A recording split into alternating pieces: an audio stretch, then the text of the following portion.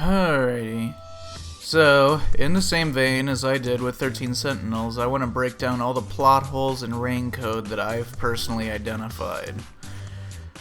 Okay, well, the main story plot holes. There's other illogical stuff that happens in the middle cases throughout the game that all have nothing to do with the main final story. I'm not gonna microscope all that shit. To start with, some background. What's a plot hole? What is a plot hole? Lots of people throw around this term online, and they have no idea what it means. A guy just told me a couple days ago that one of the only plot holes in Rain Code is that most of the villains are one-offs that don't contribute that much to the story. Spoiler warning, that's not a plot hole. That's not what that term means. See, words mean things. At least in my experience, I tend to find that words have, meanings associated with them. Plot hole also doesn't mean something that wasn't included in the story. Plot hole does not fucking refer to something that you just wanted to know about but they didn't tell you about. I see people that think this all the time. Now, technically, there's no such thing as a plot hole.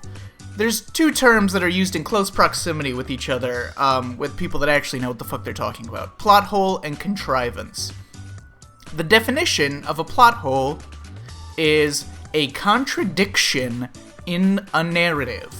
The definition of a contrivance is a device in artistic composition which gives a sense of artificiality. This is basically a fancy way of saying that shit don't make no sense. You know how in LA Noire you accuse if you have the evidence and you press doubt if you don't?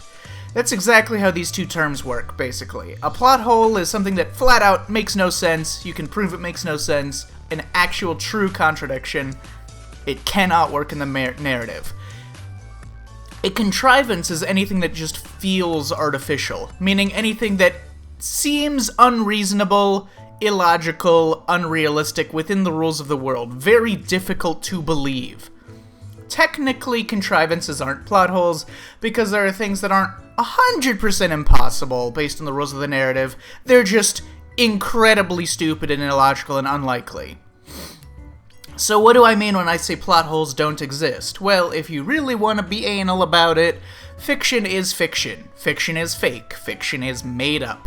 Fiction doesn't have to follow any rules. So if something contradicts itself, it can always be fixed by writing over it. I even googled plot hole example, and the first thing that popped up was this. Very convenient for me, this is exactly what I mean. A plot hole is something that contradicts previous information in fiction, but any contradiction isn't technically a contradiction because fiction has no truth and no rules to it. Any contradiction can be written over with an additional excuse by changing the narrative or the lore of the universe. Any incredibly unrealistic, unlikely thing that the story makes no mention of technically could have happened in order to explain away something that seems like a plot hole. So, technically, all plot holes are actually contrivances, just that don't have excuses associated with them. Things in a plot that either blatantly contradict what we've been told, or otherwise any potential explanation for why it isn't actually a contradiction is unspoken, and even if it was spoken, is so fucking stupid and unbelievable that it destroys the story's established suspension of disbelief. You can obviously argue why you think a certain collection of plot details is more or less believable or realistic, but people have a much higher tolerance for stupid fiction shit than others. But a contrivance is something that you're arguing is artificial and unrealistic within the established unrealism of that fiction. Even a fiction piece that is already established in a very unrealistic way. Obviously. You know, take for instance, the shitty recent Harry Potter fucking Wizarding World movies in the last several years. Yes, it's a world with magic nonsense, and magic nonsense is pretty unrealistic, but within the canon of the universe, saying something is unrealistic might be misinterpreted. Like, in the Crimes of Grindelwald movie, at the very beginning, Grindelwald is being held prisoner and being transported between two different prisons, I guess, 2 locations, on a shitty magic flying carriage that just has, like, no security or defense, just a fucking carriage. And he takes this opportunity to escape. While it's not technically a plot hole, because it doesn't technically contradict fact that we're told in the narrative, that it does beg the question, this is a universe where they regularly use magical methods of teleportation from place to place. Lots of different modes of teleportation over enormous distances. Why, in the ever-loving fuckwad, would they transport him in a barely secured flying car instead of just teleporting him from their start point to their destination? That's a contrivance. It's very difficult to believe. Based on what we've been told in this universe, it's not sensible. It's not the logical thing that should have happened. That this would happen this way. It was clearly only done this way, not because it makes sense, not because it's fucking in a logical sense, but because the writers needed some sort of excuse, some sort of way in the narrative for him to be able to break out of prison. It's something that they made that doesn't make sense, that they just had to do for narrative convenience for the story they wanted to tell. Such is contrivance. That's generally what I'll be talking about today. Things that feel like bullshit, hard plot holes, or slightly softer contrivances, like what I just described. Stuff that just doesn't make much sense. Unrealistic stuff that occurs not because it makes sense, but because the story needed it to happen for the plot that they wanted to write to happen. Just because there is an excuse that explains something in a narrative for some contrived bullshit in a story does not mean that it isn't a contrivance. Just because there is an excuse doesn't mean it makes fucking perfect sense. If something makes very little sense, and the story has some dumb as fuck explanation for why it happened, that doesn't fix the problem of it making very little sense. If the excuse is fucking stupid as hell, no, it did not solve the issue, does not solve the problem. If the excuse is just as hard to believe as the unrealistic thing that it was trying to excuse, it hasn't solved any plot artificiality, any sense of artificiality, it's just made more. I also need to say this before we begin, and I say this with as much love in my heart as can reasonably be mustered. There's no better way to say this, but a lot of you just think that this game makes sense because you are simply bad at logic. Some people are just bad at logic. It's the simple fact. I'm sorry. Raincoat is about accepting the truth even when it hurts, right? Even when it's a difficult truth. Destroy the mystery, so this is me telling you the truth. You think the game doesn't have plot holes because you are wrong and bad at identifying inconsistent logic. Anime fans especially are bad at identifying plot holes. They have insanely high suspension of disbelief, and generally, anime fans, even more than regular fucking fans of anything, anime fans just want to like things. They just want to like things that they've decided to be fans of. So they will fucking invent every reason in their head. They will look at the most generic character with so little effort put into their writing, and they will invent every reason in their head based on every fucking anime cliche for them to simp over that character. Be it a mediocre character, mediocre game, whatever. Anime fans have the most intense case of rose-colored glasses around. Okay, so, as an overview of weird artificiality in the game, we've got specific plot details and the overworld structure and setting, character inconsistencies, and thematic beats, inconsistent thematic beats, but I won't go into that. I'll illustrate as much as I can for clarity's sake. So in this universe, we've got Kanai Ward first. Let's start with the setting stuff. I don't know if there's much dialogue in the game on what Kanai Ward was like prior to the unified government contract shit 10 years ago. The UG tasked Amaterasu with secret government work, specifically the homunculus shit. They kind of suggest that there's other secret stuff they were working on, but they only talk about the homunculus stuff. Why they chose Amaterasu is entirely unclear. We're told in Chapter 0 that Amaterasu became a global megacorporation within the last 3 years. They specifically say that Kanai Ward's isolation, which happened 3 years ago, was tied to them becoming a major company that exports all sorts of products all around the world. This means that prior to 3 years ago, or any of this research shit, Kanai Ward was not particularly anything special, it would seem like. Amaterasu wasn't a huge global company. Now, since they describe Amaterasu as an everything company, and they make every kind of product, apparently, it's completely unclear what sort of company it actually is. This instantly brings me to like at least 3 major logical issues I have with this setting.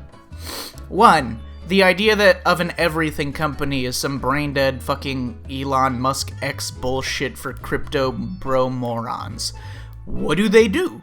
What are their skills or credentials? They can't do literally everything, especially not back before they were a major global company like they are now. Imagine just a single city that somehow has the space and development to do literally everything. They have to have extensive farms for food. They're not a country, they're just a city. They have to have extensive farms for food production since they take in no imports after they isolated. They have to have the production of raw materials, forests of wood, mines full of minerals, factories that produce every single fucking kind of product that they export, warehouses for every single kind of product. There's no fucking way this city has everything that they would possibly need to do all of what they claim to do. But more importantly, the isolation thing. This is just nonsense. The idea of a company being a complete information lockdown with no free trade, but they're somehow the biggest company in the world. That is by far the dumbest thing in the setting of this game. It is laughably idiotic to imagine a single city that only exports goods and doesn't have constant unrestricted free trade coming in. Labor coming in, offices, warehouses, and everything else they would need all around the world, not even to mention just the rest of the country. Imagine that a company of that nature would be significant as a global economic power. How many fucking exports do you see coming from North Korea? This shit is so goddamn stupid. If the implication is supposed to be that the government helped the company become a world superpower after Makoto started blackmailing them, 1, I don't believe they could possibly do the physical things that the company would have to do in that one city without imports and a lot of other stuff that they shouldn't, that's not possible for them to have. 2, the government can't just make a company a world economic superpower, even if they want to, out of fucking thin air, overnight as well. And 3, if they're going so far as to shift the entire economic balance of the planet just because they're being blackmailed by Makoto with this homunculus shit, I don't believe that. I don't believe that Makoto could coerce that much support out of the UG. The UG wants it to be a secret that they were working on the homunculi, I guess. But the massacre in Kanai Ward wasn't really the UG's fault. Yomi and Huesca acted on their own and just fucked up massively. I don't think that there's anything incredibly egregious that the UG did that they could be blackmailed over to such a degree. I don't believe there's enough blackmail juice there that they do anything in the world, like literally anything in the world, to cover it up. I just don't see that. I'm not convinced by that. Kanai Ward itself is held in this fascist dictatorship, police state, where there's no clarity of information. All info is on lockdown, laws are completely under control of the fascists, there are no human rights, and no one is allowed to leave. The fact that the city can even be in this state raises some other questions about the world. Now, we only see anything within Kanai Ward itself, and briefly at the beginning, a fucking train station outside Kanai Ward. So we have almost no sense in the game of the state of the overarching world, other than the fact that there is a unified government, quote-unquote, which I guess implies a bit of global cohesion, or at least one clear world superpower. Because in the real world, like, North Korea is a big problem, you know, the Kremlin is a big problem. Lots of countries want to fix the human rights violations, but North Korea's threat of military violence against the rest of the world is dangerous. European and North American countries will, in the modern day, often try coercing countries like China or whoever to stop doing certain things on cultural or ethical fronts via trade sanctions, right? Because the countries of the world are constantly trading with each other. Everyone, even fucking Russia, is a huge source of oil, right? So they all kind of rely on each other, but also have some level of coercive force against each other. Since North Korea is self-sufficient and has no imports or exports, it's impossible to cut off trade with the country to pose as a threat. So military force and diplomacy are the only theoretical options to stop their human rights violations within the country. For Kanai Ward, we either have to believe that everyone on the outside world knows that it's an information dead zone, knows that they know nothing about Kanai Ward, but somehow they don't know about the human rights violations in the city, or otherwise they are too stupid to fucking ask why no information and no people can come out of Kanai Ward. Or we have to believe that in the current state of the world, that nobody cares about human rights violations. I know that Makoto is in cahoots with the UG in secret, but to everyone else, no character in the game seems to act like anyone else in the world might have an interest in stopping the human rights violations in Kanai Ward. Nobody asks the question, hey, if this city is so fucking evil, why doesn't the government fucking do something about it? Why not apply sanctions and stop trading with the city? Stop taking their fucking exports and until they acquiesce to certain demands. Since we know nothing about the state of the world, it's completely unclear if the entire planet is just a horrible dystopia where the government and all outsiders don't give a fuck about human rights at all, or if the setting just makes no sense. As for the timetable of Kanai Ward, we're told that they got some government contract and I guess some level of government assistance in the city. I guess they were on the up and up. But we're also told that they only became a major global player after the lockdown, which again is the stupidest thing I've ever fucking heard in my entire life. Yomi started trading out company secrets and stuff 4 years ago with Huesca, and he used the money to rise in power by bribing other people, I guess. And then they did the big homunculus shit 3 years ago, all that stuff happened, blah blah. Makoto came in, they shut down the homunculus research. Makoto blackmailed the UG to let them isolate Kanai Ward and other shit, and the company skyrocketed in the global marketplace. But Makoto tells us in Chapter 3 that at some unspecified point in time, although it probably implies it was in the last 3 or 4 years, that Amaterasu was on the verge of total collapse. He basically says the company got so big that each part was too disconnected and isolated and it almost collapsed. I don't even really know what the fuck he could possibly mean by this. Because that's not a thing. There's not a company that almost dies just because it is too successful. What the fuck would that even look like? A company grows too much and they can't, like, manage it anymore? Huh? What? I'm sorry, huh? What? Fucking what? Run that by me again, Chief? What? What the fuck does that mean? I don't think Amazon is on the brink of collapse because it's just gotten too big. All the parts are too isolated now. They can't manage it anymore. What the fuck? What? Makoto doesn't elaborate much about the specifics of what he could possibly be talking about, so we're left with some baffling statements like Amaterasu almost collapsed because it grew too much. And that's all we get to describe this event, however long of a period it took place over, and whenever it took place over. He doesn't even specify if it was before or after the isolation 3 years ago. But that's the explanation for the Peacekeepers. that because the company was in a state of total chaos, that the Peacekeepers wrangled up everything and took control and managed everything. Makoto even claims that it was probably necessary to save the company because it was such on the verge of collapse, meaning that Makoto is also pro-fascism. And in fact, he basically even says that in Chapter 5. He says he doesn't really care that life is miserable for everyone in the city and that the police are evil. He doesn't really care that Yomi's an asshole. He was just worried about Yomi leaking homunculus information. Now, does Makoto think that the company needs to be a global mega corporation for Kanai Ward to thrive? What perception does Makoto have of his city thriving and doing well?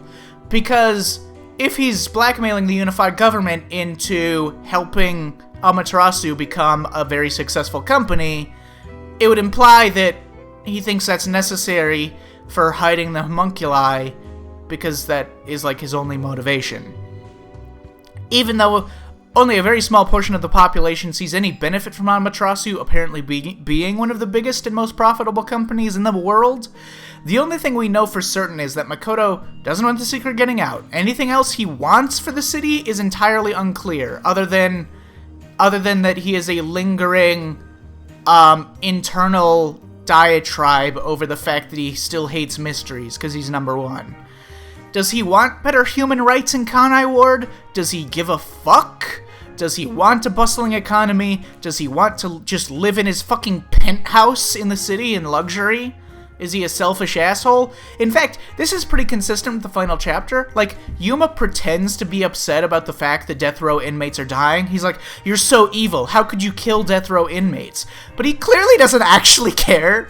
No one does. No one in the story cares about the death row inmates. The characters do not fucking care. The script of the game doesn't care.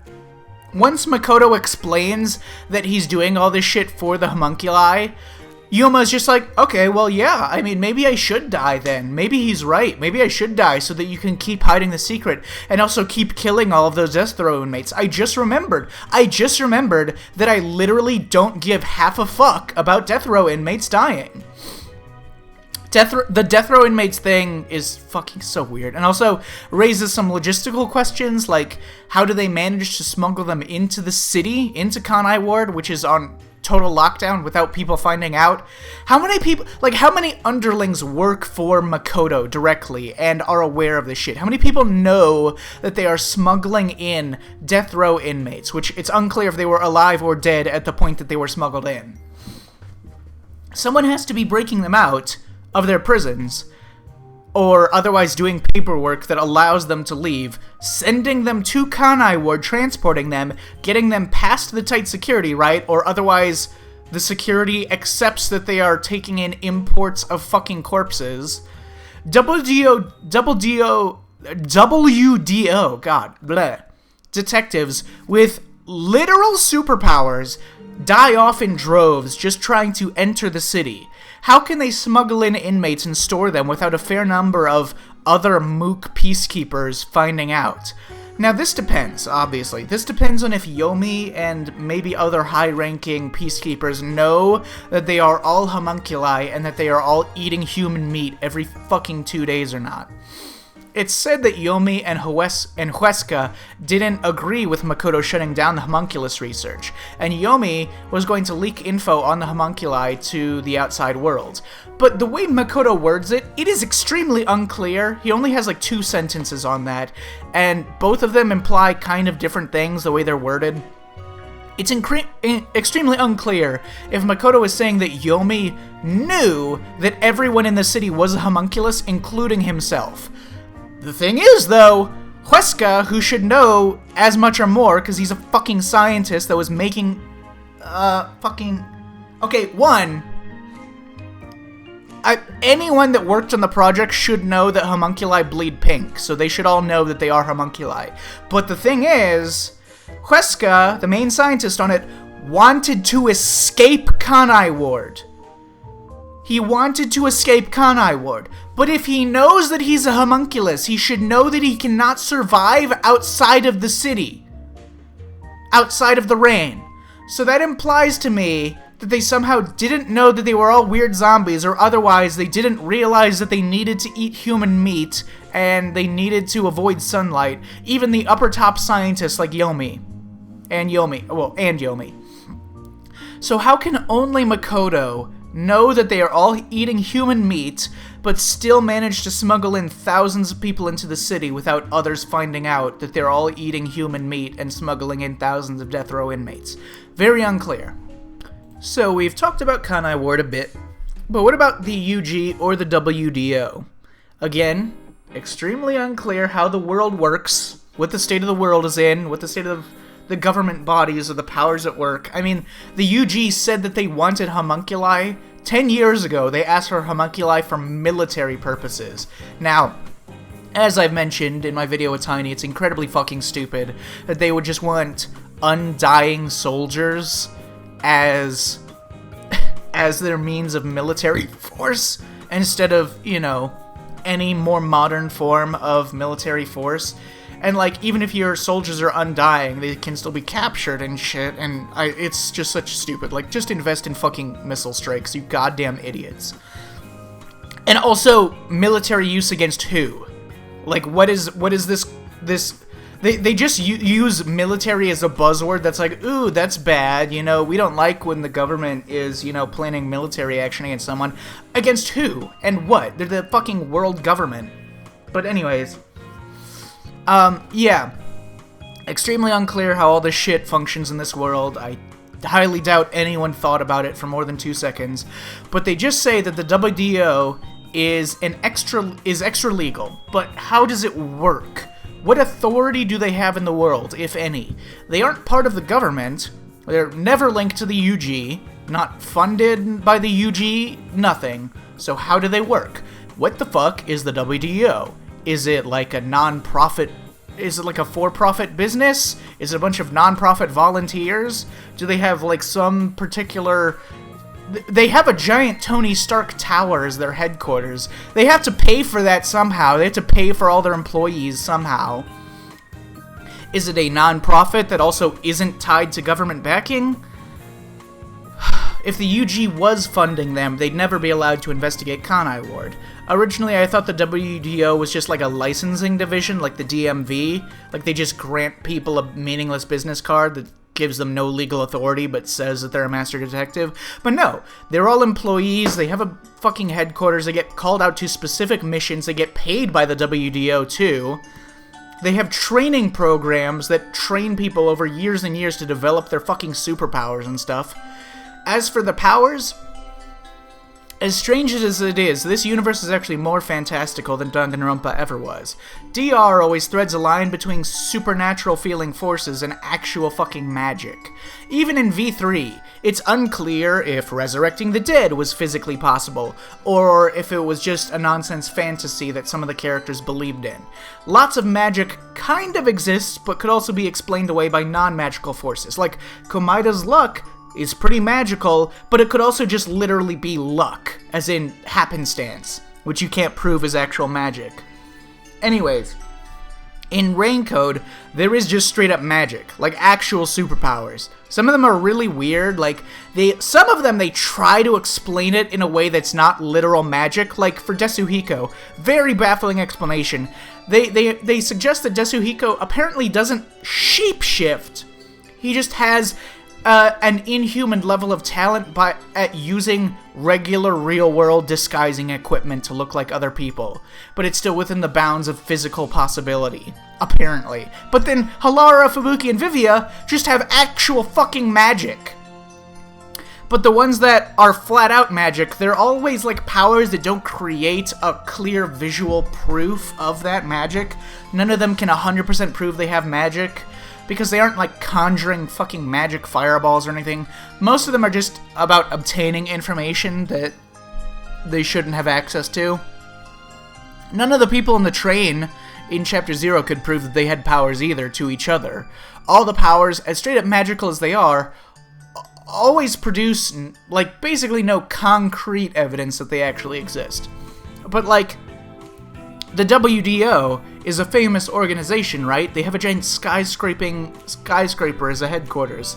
Like, if you ask someone off the street in this universe, they would have heard of the WDO, right?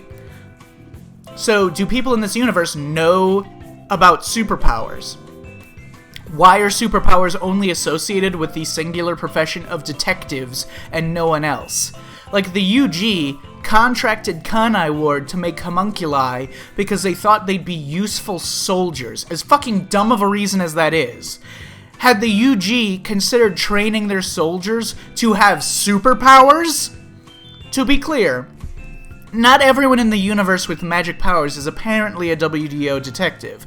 The alt girl on the train in Chapter 0 mentions that she comes from a village of spirit mediums, so that's just a magic that exists in the universe, I guess.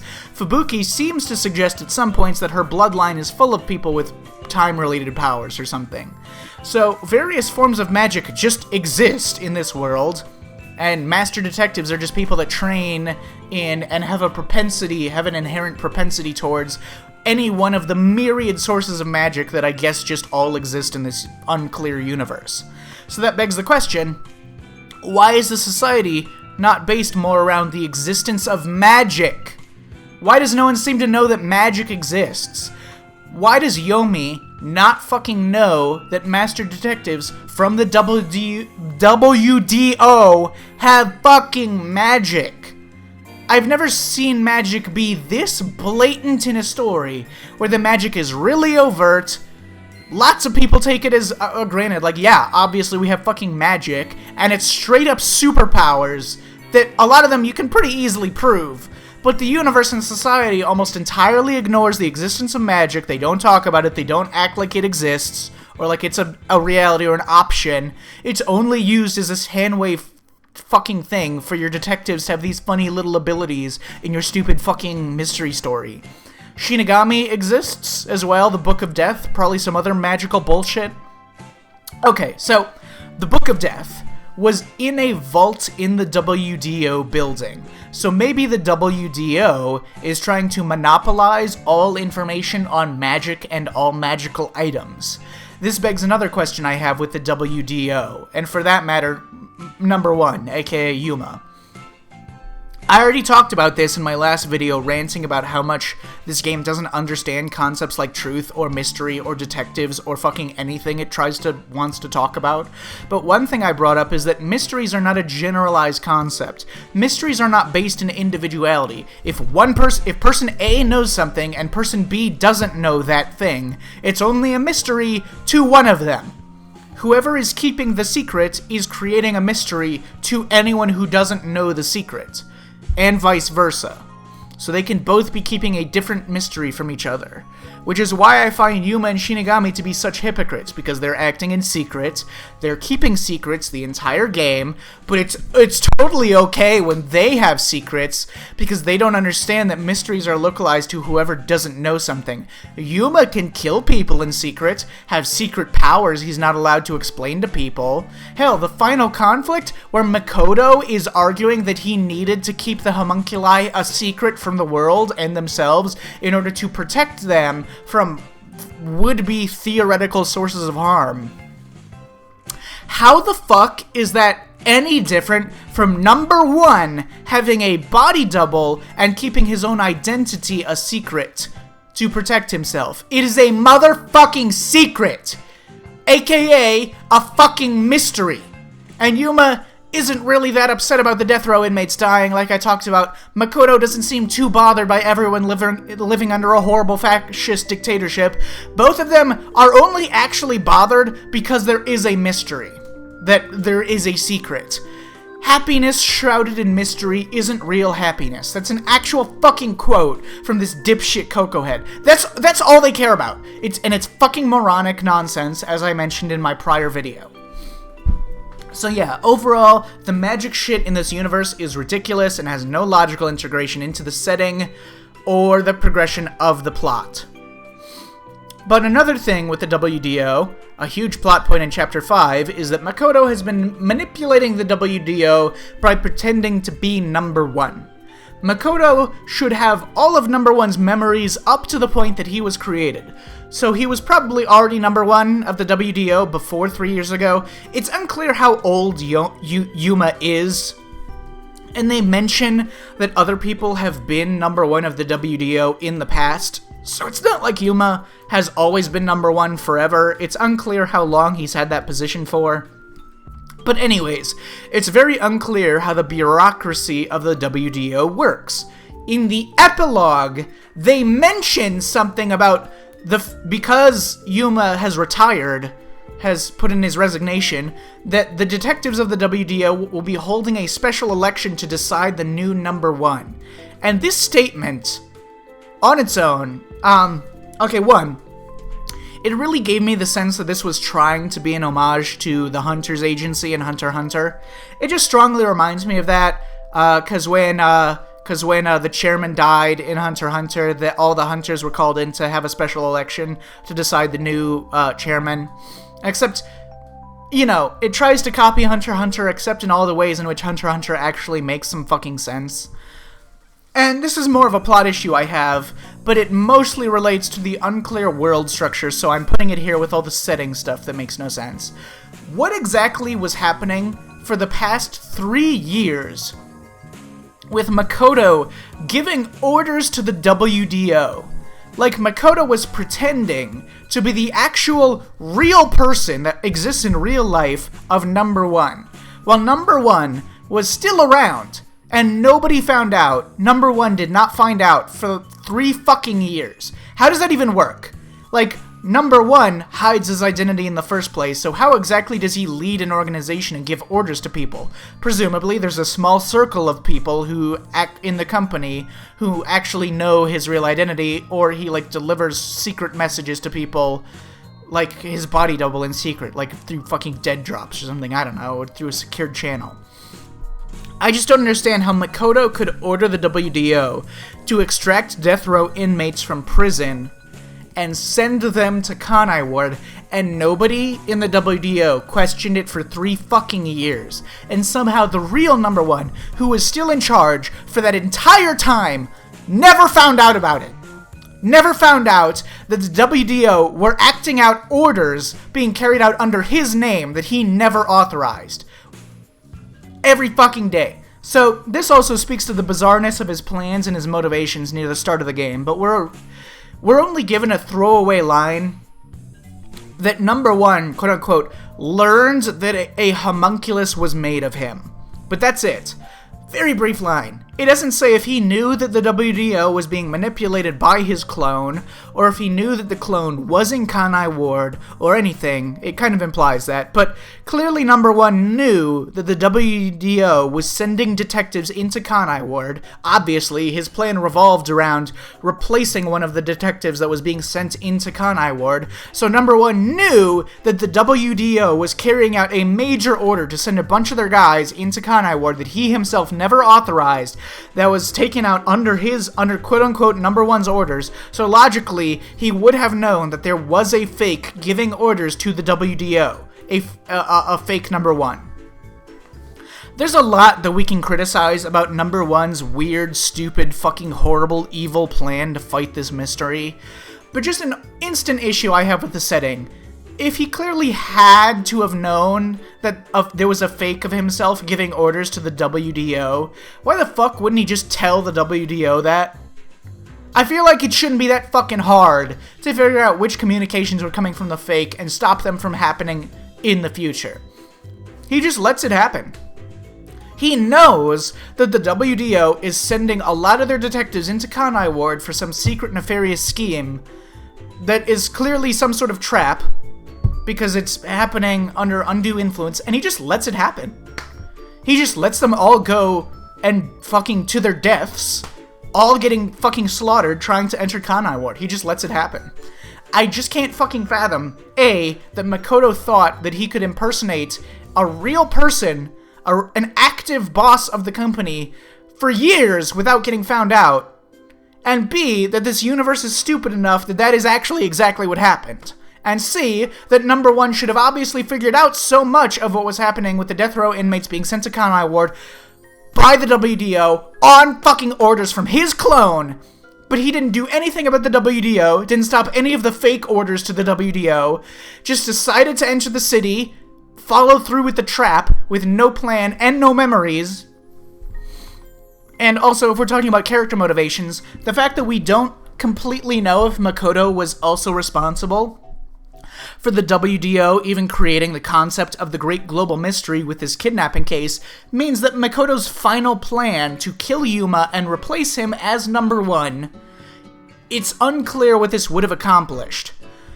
He says that he needs to become number one so that he can stop the WDO from looking into Kanai Ward and uncovering the homunculus secrets, but, like, he's the fucking guy that made them come to Kanai Ward. He told them to come here. It's unclear whether or not... It's hard to imagine that they would have investigated Kanai Ward on their own, because why would the WDO actually investigate the mass kidnapping case? Like, literally, why? The WDO are the ones that are freeing the inmates. That is explicitly told to us in Chapter 5. The WDO are explicitly stated as the ones providing the death row inmates to Makoto. Why the fuck would the WDO be investigating a quote-unquote mass kidnapping of death row inmates that they are the literal direct cause of? They are literally doing it themselves.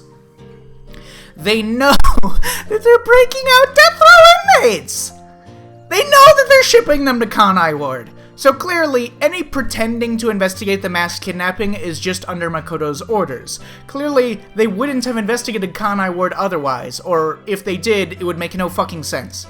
So why does he need to kill and replace Yuma? Is he just, like, particularly threatened by you? I mean, he doesn't say that he needs to kill number one, the real number one, because number one is just too dangerous and might uncover everything. He specifically says he needs to be the boss of the WDO, which makes no sense. Because he already was. Fucking number one wasn't doing a single goddamn thing to stop him from controlling the WDO, and everything they're doing is stupid. Anyways, obviously his whole plan is stupid. Like, the homunculi are fucking immortal. Eventually, they will start to notice that they are not aging or dying. Also, number one literally already resigned from his position before coming to Kanai Ward.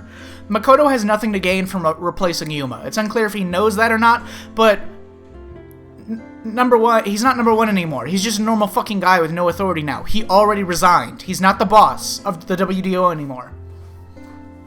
One potential excuse for why number one didn't do any of the myriad more logical things he could have done instead of this bullshit is because they describe him as having an independence problem. Like he wants to solve problems on his own without relying on anyone else's help.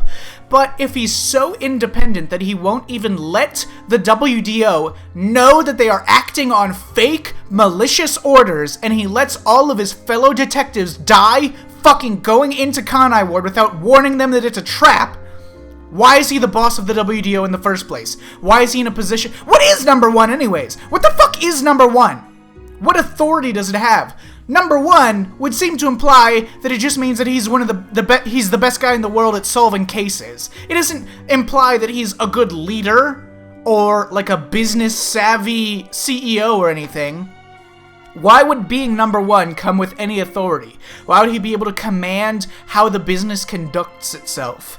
Clearly, he can make a lot of insane fucking orders as number one if Makoto can just pretend to be number one and ask them to break fucking thousands of death row inmates out of prisons. Then clearly being number one must have an insanely stupid amount of authority in the company and in the world. But why? So why does Yuma have authority as number one?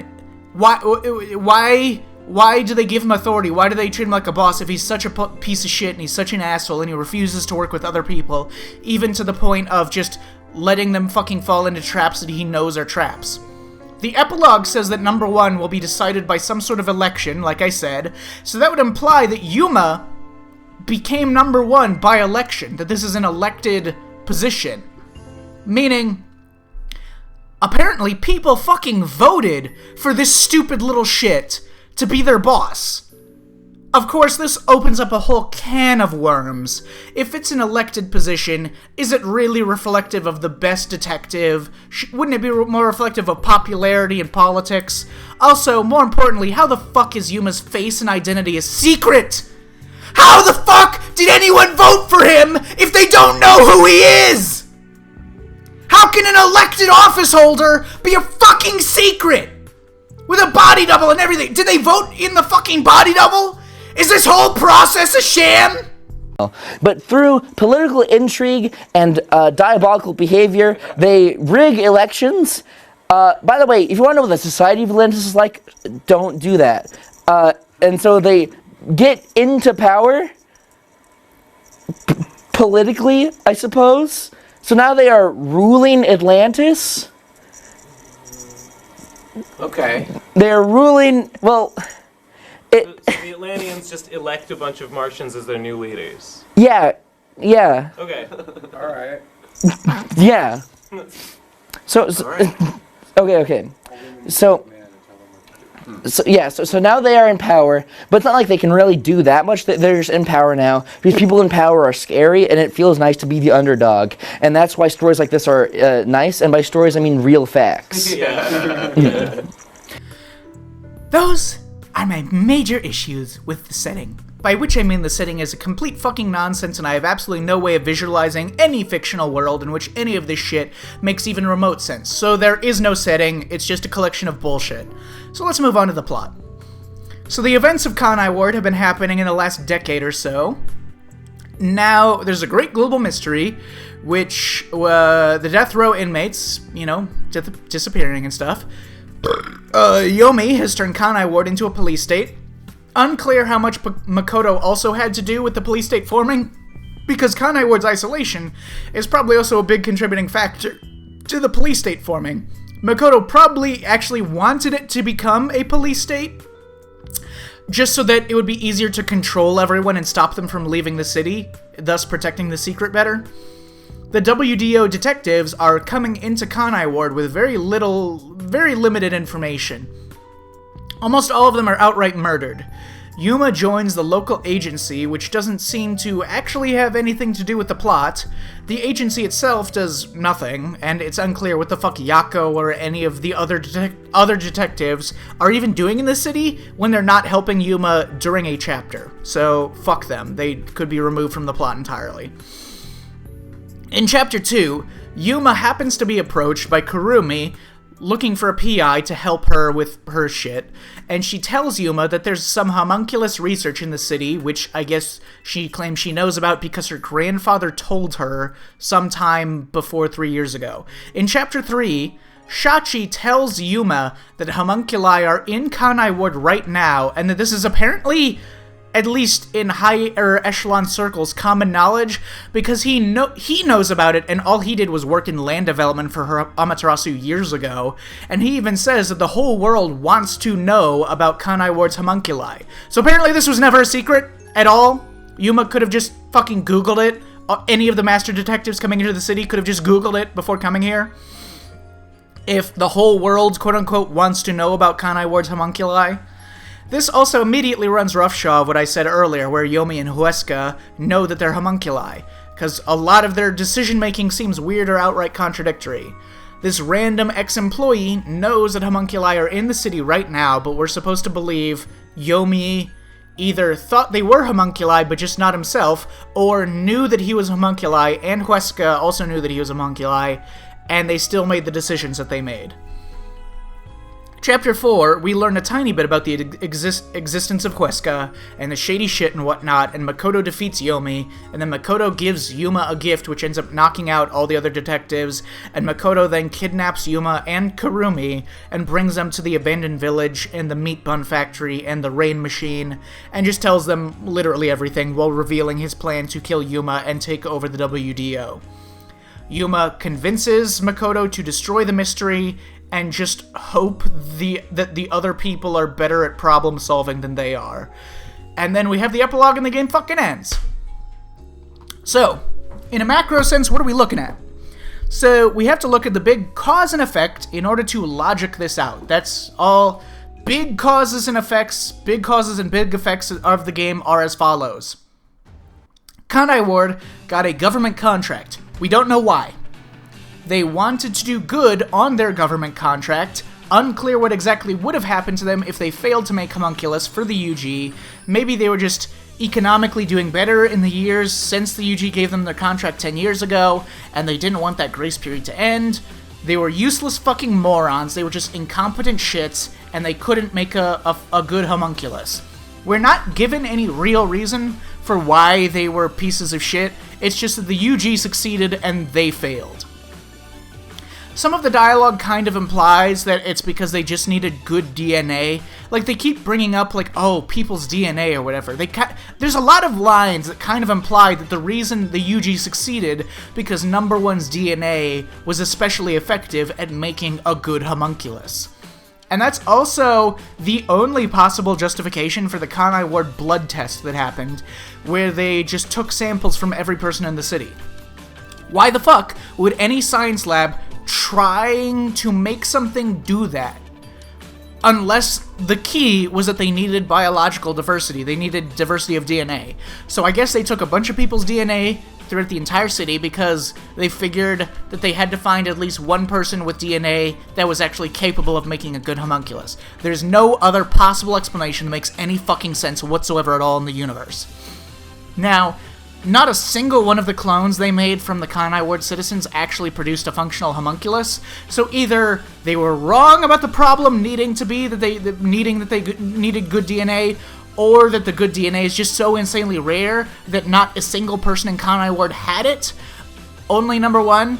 Again, the only reason they take blood samples from everyone in the city would be that they thought that they needed to find just a single strand of good DNA that I guess they just couldn't find up to that point.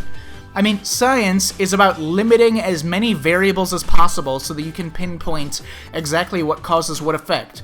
There's no reason for them to make a ton of different homunculi from different DNA samples if the issue is something else. They would just have a small control group of a couple samples that they would continually make the same homunculi and just test different shit out with the same DNA. But then again, there's also a line where they say, oh, well, yeah, in a prior experiment, we made homunculi that had an allergic reaction to sunlight. So we tried to correct that issue in this new batch, but it actually ended up making it worse. And that's the excuse for why the zombies all went crazy, it was something that was a known issue in the lab already that they, through some unexplained method of science, accidentally made worse in this test. So, that would seem to suggest that there were issues with the homunculi that they could fix just through the scientific process, not a DNA problem. If they already had an allergy problem and they tried to fix it and they tried to change something about their process and it made it worse for all of the homunculi they made from all the different DNA, clearly they were still making changes to the stuff through means unrelated to what DNA sample they used as a base. So, why the fuck did they feel they needed to collect every person's DNA? No logic, no sense, stupid as fuck. Complete fucking horseshit. Why would they make thousands of homunculi all at once? It's unclear exactly the total population of Kanai Ward, but it's a city. It's an urban city, bro. Like, not only imagining the amount of resources and equipment it would take to make tens of thousands of fucking homunculi all at once, but in terms of the basic common sense scientific procedure, what value is there in making thousands of experiments with literally the exact same process? The point of science is test shit, go back, modify the theory, run a test, control the variables, record your findings, go back, adjust, test again, over and over and over until you can pinpoint things and make gradual progress in understanding what the fuck is cause and effect. Making a fucking 1,000 homunculi with no difference in process or theory for any of them is a enormous waste of time and resources and everything. It's hard to overstate just how utterly fucking insane of a waste of resources that would be. Also, they say that the actual fucking millisecond that they were born, literally the moment that they were born, they went crazy. Because sunlight is beaming directly into the entire lab for all, like, 10,000 whatever homunculi that were apparently born all at the same moment. I guess they were just spat out of their incubators, or however they were born, instantly, and then they went fucking crazy. And that's why they don't have a single memory of waking up briefly in a laboratory. As for why a top-secret lab would just have the whole thing be bathed in sunlight and be open to the fucking sky, apparently the explanation we get is that they modified their giant lab's construction. They modified the fundamental building construction and did all the shit to make sure that sunlight was always beaming into the entire lab because they had a previous issue with sunlight in their prior experiments. That's right. The excuse for why they went crazy, why they were able to go crazy and break out of the lab and all the shit, was that when all these homunculi were born, they were not restrained, they were not born into, like, some sort of sedation or, like, controlled area or anything. They were born just out into the fucking open. They were born into their known allergen of sunlight. Never mind that even the dumbest fucking grade school child on the planet would have the basic common sense to know that if you were doing a science experiment, you would, have a specific experiment to test their reaction to sunlight under a controlled set of variables. They would probably just have a little device, like you strap their arm into or something, and an artificial beam of sunlight, like just a little fucking blip of sunlight, like they do with real-life allergen testing, where they just apply a tiny, like a set of all the different potential allergens you might have in a pattern on your skin so that they can monitor the skin's effect at each little point. They're probably a little beam of sunlight they'd strap the specimen into using a bunch of machines to constantly scan their body's reaction and document their body's reaction to the small dosage of sunlight and maybe gradually increase the dosage, or apply the allergen to other parts of their body or anything to test their reaction, like how common sense would apply. Again, the most basic common sense in life is that science is about controlling variables so you even know what the fuck you're researching. It is ridiculous. It is fucking ridiculous for them to just have everything covered in sunlight instead of having, like, one specific testing chamber that would apply sunlight so that they can, monitor the difference between no sunlight and sunlight? So again, all common sense and all rational thought of all fucking brain cells goes out the window. They create an army of zombies they had no reason to create in anywhere near the massive numbers that they did. It's making tens of thousands of people all at the exact same time with the same process. Fucking ridiculous. Sunlight thing, not restraining them or controlling them in any way. Fucking ridiculous. Somehow produce them all at the exact same time. Like, literally, the population of an entire urban city, all born at the exact same moment in a fucking laboratory, applied a known allergen, a known past issue of the experiment to them instantly and uncontrollably, unmitigatably, for no fucking reason, and somehow had such dog shit security that they couldn't stop literal mindless zombies that are no stronger than normal humans escape and kill all of them and also somehow kill an entire city. I can't even imagine the size of a lab or a series of labs that it would take to house enough fucking incubators to produce an entire city's population all at the exact same time. Like, why the fuck would they have tens of thousands of these incubators set up? Why the fuck would they have constructed... You know that things take resources? Do you know that? Do you know that things... You can't just create infinite of something? Do you know that things actually take resources? Why the fuck would they have even constructed the means to do such an insanely massive thing? Like, you could produce a shitload of homunculi in a very small amount of time with just a couple of incubators. Blank Week is literally just a week. Every single part of Blank Week is an insanely unrealistic and dumb as fucking rocks thing to expect us to believe could have possibly happened within just a 7-day time period. They took every blood sample of almost every person in the city, in a urban city, in a week. Sure thing. That's fucking nonsense. They literally grew homunculi human clones in vats for every person in the whole city in a week, all at the same time. Go fuck yourself. the homunculi broke out and killed literally every single human being in an entire urban city in a week. Sure, buddy. Sure fucking thing. And then Makoto came by. It's unclear why he came to Kanai Ward or if he knew this was happening or what.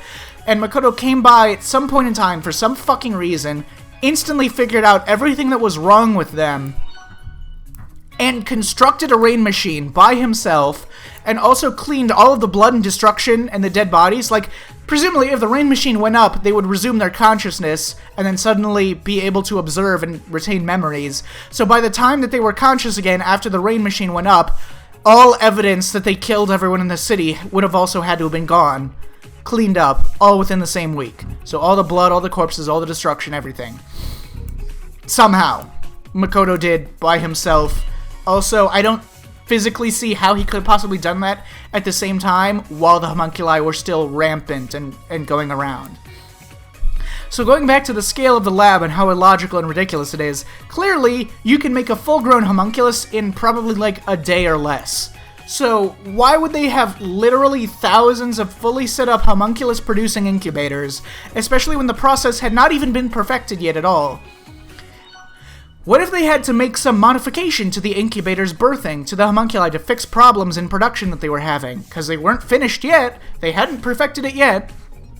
Were they just going to not only make tens of thousands of incubators, but also have to go back and remake or remodify all those thousands of devices whenever they change the scientific process for it? I mean, it's fucking laughable and ridiculous that they would have made that many fucking incubators to produce that many homunculi all at once. If you have so many incubators that you can make a city's population, all at literally the exact same moment. Because if they, obviously they didn't make them in waves or batches or anything using the same incubators. If they tried to make one batch and they were immediately born and immediately went crazy, they would have no reason and probably wouldn't have been able to keep making the rest of them. So clearly, every single member of the city was made all at once. Stupidly and illogically, they were all born at the same moment. Simultaneously. So, how many homunculi were they planning on making? I see no logical reason, under any circumstances, for them to have been prepared to make so many homunculi all at once. Unless they were planning on making literally billions of homunculi after they were finished. Making the population of a big city at least once a day, because that's clearly how fast they had to have been able to produce them, is just nonsensical. It defies any even remote form of common sense. The whole way that this science experiment was so contrived and so stupidly thought, and every fucking completely bonkers bullshit choice made by every character involved that is all against all logistical reality. But it would be really convenient for the story if there was just some illogical sequence of events that were so stupid that there could be like this big twist where everyone in the city was killed and replaced by homunculi. Also, of course, I don't think it's believable for an entire city to get wiped out by mindless zombies in a week, especially because these zombies can't reproduce. Like, there's always debates about whether zombie fiction is realistic and actually creating an apocalypse situation, because they're just fucking mindless zombies. You can't get bitten and then die in this, and dead people don't become zombies. The homunculi themselves, while they are technically invincible, they're not super strong, they're not clever, and in the game, they can't use technology or anything, and in the game, we see lots of homunculi get injured and become weak and die out. Like, they're not immune to damage, you know? And it's unclear if you were to, like, say, like, if you were to, like, tear an arm off of a homunculi, it's unclear if they would regrow it or something. I mean, it's just unclear how the magic of immortality works here, but anyways. Clearly, you can injure them, and they're at least out of commission for, like, a while. Chief Yako got poisoned and stabbed or whatever, and he was out of commission for at least hours. He was dying and unable to do anything, and then he died, and his corpse was not moving for quite a while. So they aren't like unstoppable zombies. You can just shoot them, and they will fucking go down. Also, the fact that all citizens got replaced except for the fucking anti-vaxxers like Karumi's grandfather means that presuming everyone else stuck around and it wasn't a huge number of people that went missing right after Blank Week like Karumi's grandfather, that means not a single one of the homunculi attacking the city was killed. Like, no one in all of Kanai Ward fought back and killed a homunculus that was attacking them. Because if they had killed if a homunculus that was mindless and attacking the city had been killed by anyone fighting back at any point, they wouldn't have recovered. They would be brain dead, and they would have to have been taken afterwards to the abandoned village. So they wouldn't have been able to replace the person in the city. So none of them got killed. No one fought back, none of them got killed. However, most insultingly about this backstory twist, an entire city got wiped out by mindless zombies in less than a week, and no one ever knew about it. There was no evidence left behind of this disaster for them to figure out afterwards or anything. And more significantly and blatantly, no one outside Kanai Ward learned about any of this. Recall that the city only went into information lockdown and travel lockdown after this event. Kanai Ward only became isolated after this, because Makoto wanted it isolated to hide the secret that everyone is a homunculus. Meaning that when it was attacked, when the city was attacked by homunculi, it was still a fairly normal city. It only became a police state later. So there was no restrictions on travel or sending or receiving information at this point. Anyone, at any time throughout this entire process of being attacked by mindless zombies, could have just called someone outside the city and said, "Help, we're being attacked by zombies." Anyone could have left the city.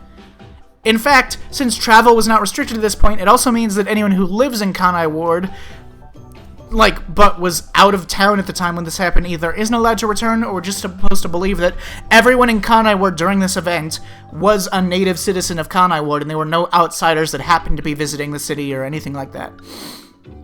Also, back to the zombies thing. They go crazy when they're in sunlight, but we're also told that sunlight will kill them. Very weird statement. They only say it once. They say that sunlight will kill them. They specifically say sunlight is an allergen that will kill them, I guess if they stay in it for too long. Clearly, it's some sort of irritant, right? So, I know that they are mindless zombies, but why wouldn't their instinct be to try to get the fuck out of sunlight if it is killing and torturing them?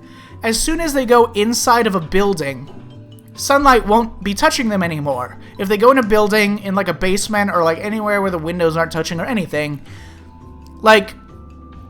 if they stay under a roof for some amount of time, shouldn't they go calm down and regain consciousness?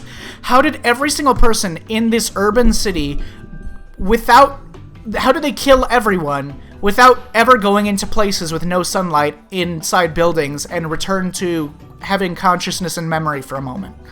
The pink blood shit is just so stupid too. It's just a dumb little unnecessary dumb fucking thing. We'll talk more about how stupid the mystery of the game overall is, but I find it very stupid and unbelievable that all the townsfolk just bought that their fucking blood's color changed because the rain does some unspecified thing to their bodies that they also are not that concerned about. Everyone in the city, okay, some of their friends and family have just disappeared off the face of the planet because clones of them weren't made. A week has passed and no one has any memory of it. They all woke up in the middle of the fucking street after the rain started. It's indefinitely raining now. We all bleed fucking pink now. The whole city is now turning into a police state, and yet no one seems to act like this was a major event, and no one talks about this. They always mention these things as if they're separated. They're like, oh, yeah, at some point in the past, I'm not sure at what point, but at some point the Peacekeepers became really fascist, you know? They don't even fucking mention Blank Week for most of the game or the rest of the shit that happened. Fucking anything. But then, in the present day, they also still let people come into the city and, hang around for a while. The Amaterasu Express clearly still runs and is, fancy and shit, which means they have to have people coming into the city from outside on this fucking sick sci-fi train or whatever. It's unclear why they let the detectives into the city in the first place. If they're a police state that makes their own laws and rules and doesn't even let anyone leave, shouldn't they be able to also block people's entry into the city? It's never addressed and completely unclear what the current state of immigration is into the city, because That also poses a problem, because anyone that comes into the city from the outside, 1, will notice the pink blood, and 2, if any real human being comes from outside of the city and stays in the rainy city for a while, but they're in the rain every day, but they still bleed red, everyone should know that the rain shit is complete horseshit. I mean, they should already know because it sounds so fucking stupid, but whatever. Anyone who thinks that this backstory of events is reasonable or believable or logical is just fucking wrong and bad at logic and bad at, having a brain. Listen, I don't make the rules here, right? Okay, I don't make the rules. I'm just an observer. Getting back on track. Let's see. Stupid lab shit. Stupid government shit. Stupid WDO shit. Next, we should talk about number 1's plan, or lack thereof. So number 1 is the best detective in the world, or so they say. So through the grapevine, I've heard it to be so. So in chapter 1, we get a sense of what a skilled detective can do in this universe, even without powers. Halara can instantly figure out every single thing about every crime scene you go to at a glance, and, knows everything. So Halara could solve the entire case fucking instantly just by being smart, apparently. So if number 1 is the best detective, logically he should probably be even better than that. So that's our basis for his skill set. Number 1 has his power of coalescence, but it's unclear of how much he used it while he was working as a detective. If no one in the world knows what his face is, or knows his identity, knows who he is, how likely is it that he has cooperated with other master detectives on cases and shared their powers? And in fact, in Chapter 0 on the train, they even say it's rare that master detectives even meet and, join in on cases. Even if he stole their powers in secret, like how Makoto tricks Yuma into letting him activate coalescence in Chapter 5, that still means that number 1 has to physically be in the presence of and holding hands with another master detective, and not just a brief moment, but to use their abilities, he has to continually be holding their hands. But based on the theming of the game, where they kind of, criticize number 1, or they don't criticize number 1, because there's this very weird thing where it almost seems like it's implying that number 1 knew that he would learn a valuable lesson from having his memories lost. Because it never implies that number 1 was wrong for anything, but they also suggest that Yuma is better for relying on people now.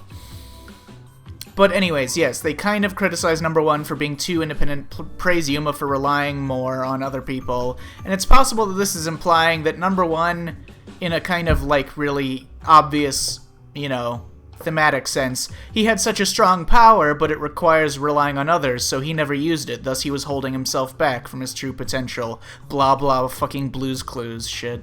Of course, this also means that if he was still the world's best detective while holding himself back and not using his ability of coalescence, that means that he's even fucking smarter than that in order to compensate for it and still be the best detective against people with literal powers.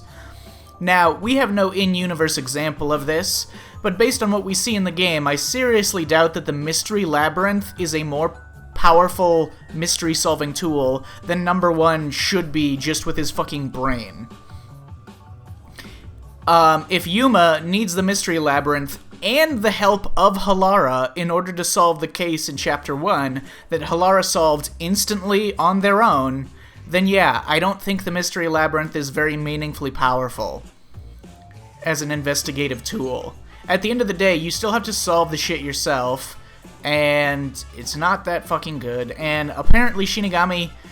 Okay, on one hand, Shinigami can apparently just magically tell whether you have or not you have enough evidence to start a labyrinth. She'll say things like, oh, we can't go into the labyrinth just yet, because we don't have enough evidence yet. How the fuck do you know what's enough evidence to solve a case if you don't know what the solution to the case is? How do you know that you do or don't have enough evidence? The main powers of the Mystery Labyrinth are the fact that it freezes time for a bit, apparently there's a time limit to being in the Mystery Labyrinth, but it's completely unclear what that time limit is or how close you ever get to that time limit, and the fact that it kills the culprit. I've already talked about how unclear the mechanics of the Mystery Labyrinth are in terms of how it makes its decisions on what creates a labyrinth and who can be killed and who it decides is the culprit versus who is just someone who is... Okay, like, there are 3 people involved in, like, the case in Chapter 2 that are killed as the culprit, but then in Chapter 3, the Mystery Labyrinth only kills Icardi, even though Servan was also involved in the entire scheme. Because he was, like, bullied into doing so or whatever. So, what are the mechanics? What is the fucking source of God of death or whatever deciding exactly who is the culprit and what the quote-unquote truth of the situation is? Whatever.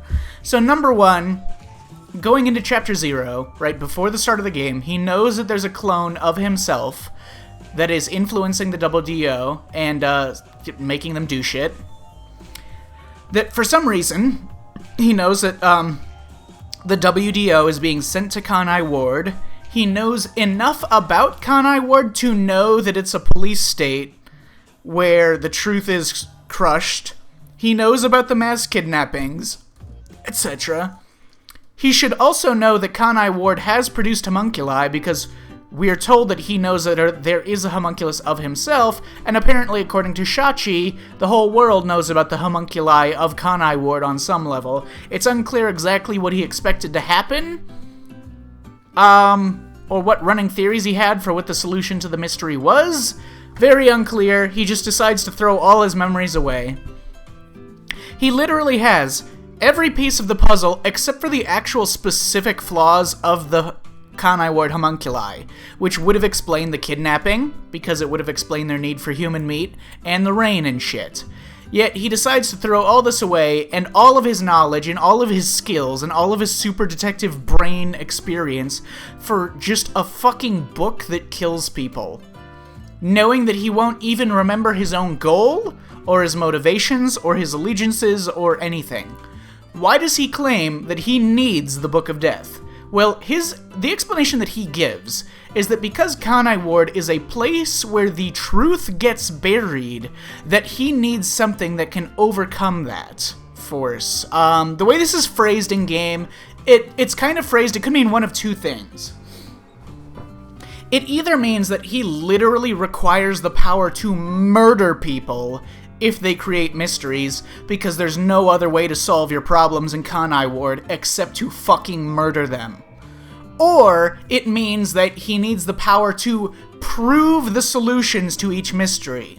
The second option makes no sense. But I think that's actually what the game means by this, the one that makes no sense, because throughout the game, at several different points, it implies that this is what the Book of Death does. Like, for example, there's a bit in Chapter 2 near the end of the labyrinth where I distinctly remember Shinigami says that they have to follow through with it. They have to kill the 3 high school girls because, quote, we need to prove the truth in an undeniable way. What the fuck does this mean? Like, how do 3 girls who, by the Peacekeepers metrics, are not even considered suspects at this point, randomly dropping dead for reasons that you don't know, that the Peacekeepers wouldn't know, how does that prove anything? How does that prove the truth of what actually happened? Wouldn't it just create more mysteries? Like, it makes it impossible to get their confessions, it makes it impossible for them to testify and give their side of the story and corroborate the evidence and what really happened. It makes the mystery of why they just fucking dropped dead, like, the Mystery Labyrinth can only quote-unquote prove something to someone in the real world if they know about the Mystery Labyrinth. Like, if they know that the Mystery Labyrinth kills the culprit and then someone drops dead, then it would kind of suggest, but people don't know about the fucking Mystery Labyrinth! So, if you explained the Mystery Labyrinth and how it works, and the person that you explain it to both trusts what you say about the labyrinth blindly with no evidence, and trusts that you used the labyrinth to solve this particular mystery, and that it revealed the corpses as those culprits, it killed the culprits, and that those culprits died because of the Mystery Labyrinth and not because of any other reason, and they trust that the labyrinth itself is divine and correct, That's the only way that it would quote-unquote prove anything. How the fuck does the Mystery Labyrinth fucking prove anything to anyone other than Yuma? Even the people that he brings into the labyrinth with him don't remember the experience. How in the fuck is it supposed to prove anything? And yet there's lots of lines in the game like that, where they imply that they need to do it because the Book of Death proves the crime somehow. Some fucking how. Also, even if it did prove something, which it obviously doesn't, because nobody's going to fucking believe this bullshit about the Mystery Labyrinth, and apparently you're not even allowed to explain it. Apparently, by the contract of the fucking Death Book with Shinigami, you're not allowed to explain your powers and the contract and the Mystery Labyrinth, so eat a fucking dick, I guess. Why would it matter in Kanai Ward where they literally don't care about the truth? So, the only even slightly logical explanation for why number one thought that he needed the Book of Death is simply because he felt like he needed to fucking murder people in case they didn't care about the truth. He just needed to murder the fascist police who would hide the truth. Now again, it's unclear what he thought was going to happen, what his plan was, but as far as we play throughout the game, none of this actually ends up being accurate in any way. Yuma never uses the Book of Death to kill the actual fascists. He never kills the people who are actually hiding the truth. He never kills the peacekeepers who are using their police force to bury the truth and they don't care about the truth, the authority figures, etc. He never kills any of the authority figures. He murders random serial killer, 3 teenage girls, some weird asshole, and his own boss. But the game will sometimes imply that the fact that these people died somehow proves that Yuma is right. Even like in Chapter 0, Yuma seems to think that the fact that the furry dropped dead after he killed him in the Mystery Labyrinth somehow proves that Yuma is innocent. And he says that to Swank. He's like, oh, did that furry guy drop dead? And then Swank's like, what? How'd you know? Oh no, you've proved it! Like, what the fuck are you talking about? And then Swank and Furio both pretend like this is somehow proven, like this makes any sense at all. In Chapter 2, the 3 teenage girls drop dead, their corpses self-animate, and then say a bunch of uncorroborated shit with no evidence, go back to being dead. Martina just accepts this bullshit with 0 evidence and no fucking questions as to what just happened, and no suspicion. This is one of those moments where it's really bizarre that no one seems to even think about the fact that superpowers obviously exist in this world and are not particularly hidden at all. Even though someone like Kurumi knows that master detectives have magical powers. Like, shouldn't the logical explanation be that, from Martina's perspective, shouldn't it be, we know that Yuma and Tetsuhiko both work for the WDO, they're both WDO detectives, perhaps one of their powers killed these girls and animated their corpses to lie and make up this story about one of them or all of them killing Karen. The other thing is, the Mystery Labyrinth never does anything beneficial at any point in the entire story. Chapter 0, it doesn't matter if you solve the crime. They don't care, they're fascists. They'll just kill you. But then Furio Yako swoops in and saves Yuma, and we'll talk about how fucking moronic that is later, but Chapter 1, solving the case means nothing. You are arguing with the fascist police who are literally corrupt and getting paid off by the fucking church, which, again, stupid as fuck. We're not going to talk about it in this video. They don't care. They'll just kill you. Then Yomi comes in and saves you for some fucking reason, and just lets you go. Chapter 2 is the only time when solving the case and killing the girls arguably did something, because for some stupid reason, the authority figure in charge of that case just believes you and then lets Kurumi go. Chapter 3, solving the case means nothing. You are arguing with the fascist police. They don't care. They'll just kill you. In Chapter 3, it's more like they don't believe you, because obviously you can't prove anything that you figured out in the labyrinth, because it's a useless piece of shit. The labyrinth is so fucking useless. So again, the other detectives just swoop in, save the day, having already solved the case themselves, apparently, and already captured the bad guys of the case, and then they're like, yeah, whatever, we believe you with no actual hard evidence, after they show up with a dead body. Yako and the other detectives just show up with the corpse of a man, and they just claim that this dead body was secretly the actual bad guy all along. I mean, yes, they have Servin, to testify, but yeah. Try that with the police next time you're in trouble. Just bring a corpse with you and tell them the corpse did it. In Chapter 4, solving the case means nothing. Yomi is a fascist, he doesn't fucking care, he'll just kill you!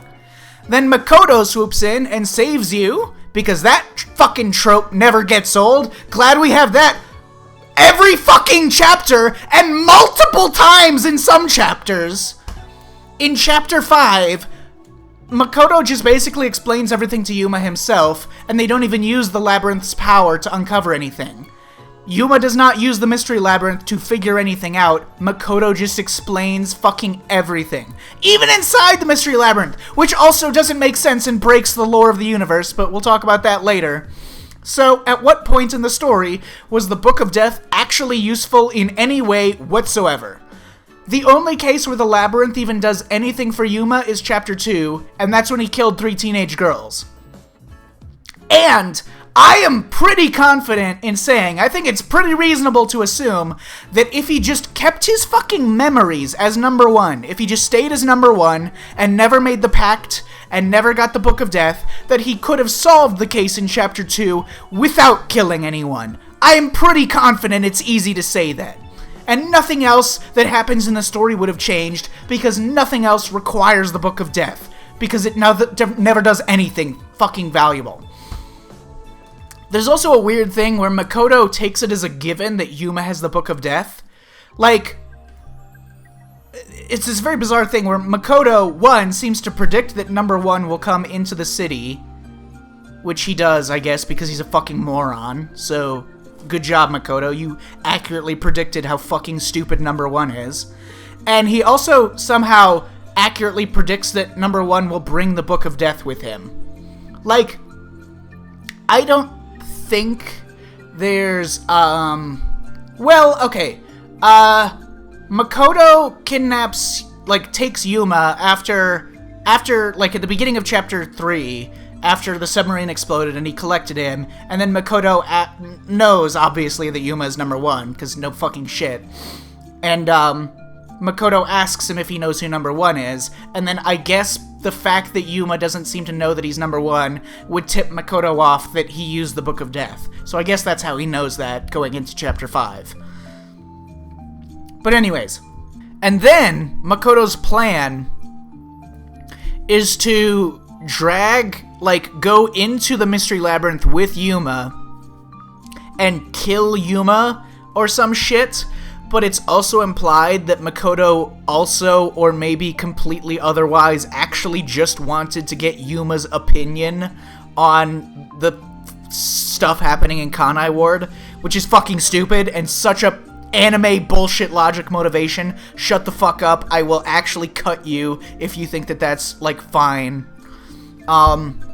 Never mind the fact that presumably, if his motive was to kill Yuma in a way that nobody would ever find out, as he says it is, he says he's gonna kill Yuma in the Mystery Labyrinth so that, I guess his body just disappears from reality, then why not just fucking murder him, as you had a million chances to do, and then melt his body in acid like a fucking normal person?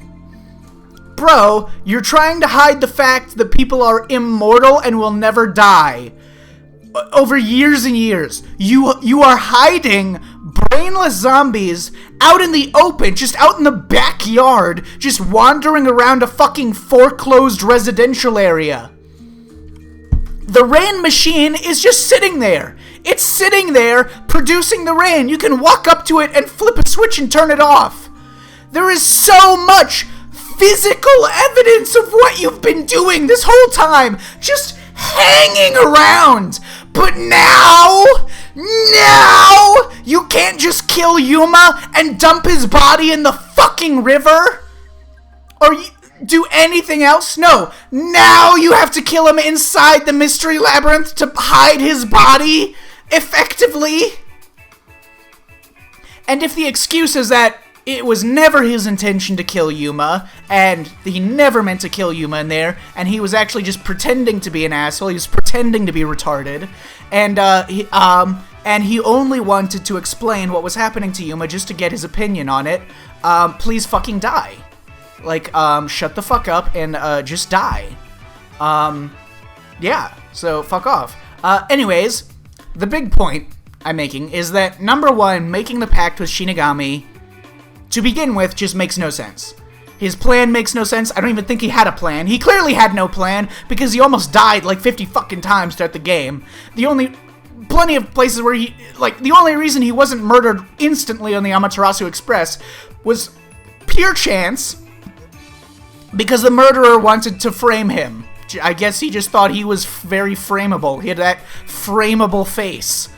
And he was randomly chosen to be the one who wasn't murdered.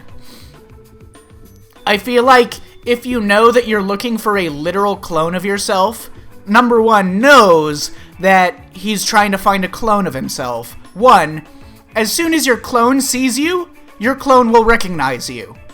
Instantly. Literally all it would take is okay, he knows that a clone is controlling the WDO. He knows that his homunculus is, like, getting tons of death row inmates sent to Kanai Ward. So, logically, if that many death row inmates are being sent to Kanai Ward en masse, and Kanai Ward is a police state, he would logically, presumably, he's number one, would have been assuming that his homunculus has something to do with Amaterasu Corporation, or is in some position of power, and thus has some influence over the police state itself. Which means that, like,